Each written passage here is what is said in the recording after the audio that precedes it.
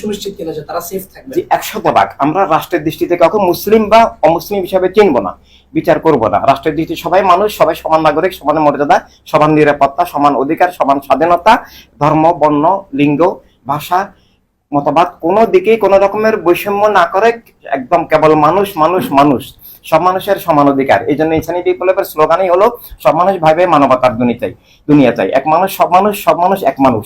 এইভাবে সবার পরিচয় মানুষ এবং মানবাধিকার, সবার সমান মানবাধিকার, যার যার বিশ্বাস নিয়ে চলার অধিকার, রাষ্ট্রীয় অধিকার, ধর্মীয় অধিকার, রুটি রুজির অধিকার, সমান নিরাপত্তার অধিকার, রাষ্ট্রের মালিক সবাই চাই। এই হচ্ছে ইনসানিয়াত বিপ্লবের মৌলিক নীতি, যে রাষ্ট্রের মালিক স্রষ্টা, জীবনের মালিক স্রষ্টা, জগতের মালিক স্রষ্টা, স্রষ্টা প্রদত্ত ভাবে, স্রষ্টা রাসূল প্রদত্ত ভাবে জীবন জগতের মালিক, প্রতিটি মানুষ সমান মালিক, সমান নাগরিক, ধর্ম বর্ণের ভিত্তিতে কোনো বৈষম্য ভেদাভেদের বিরুদ্ধেই ইনসানিয়াত বিপ্লব। এই বিপ্লবটাই হচ্ছে বৈষম্যবাদী, বিদ্বেষবাদী, বিভক্তকারী এই রাজনীতির বিরুদ্ধে।